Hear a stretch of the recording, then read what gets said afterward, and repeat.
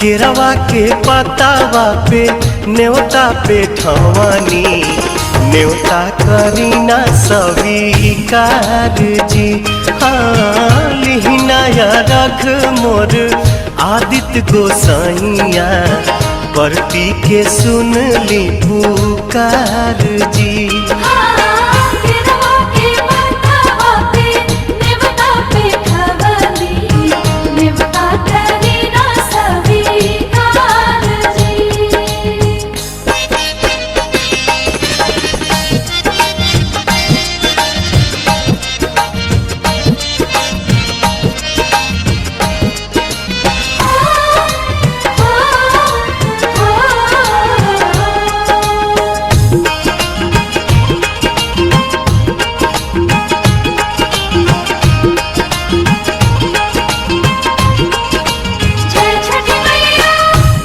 हम अरघ दुनो बेरा आदित तोहे साझिया फजीरे।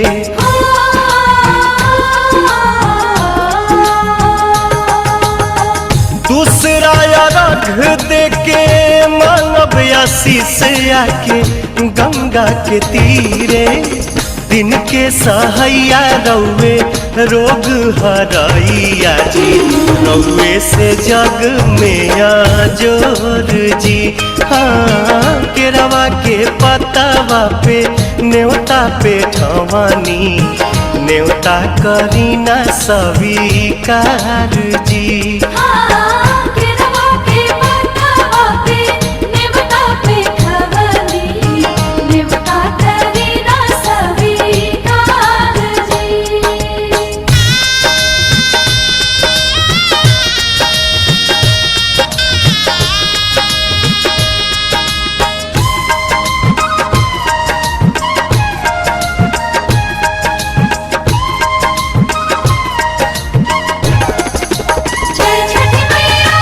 नजरी के कोर से करिले अजोर जग रौवे से जागेला।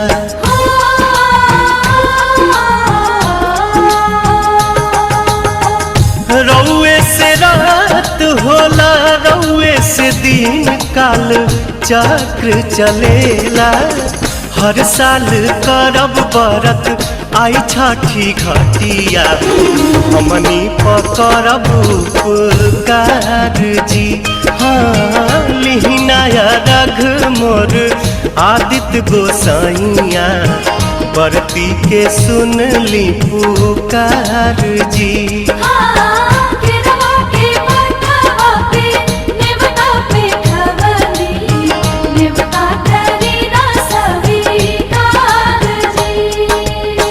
केरवा के पतावा पे न्योता पे ठवानी न्योता करीना स्वीकार जी। हाँ लिहिनाया रघ मोर आदित्य गोसाइया परती के सुन ली पुकार जी।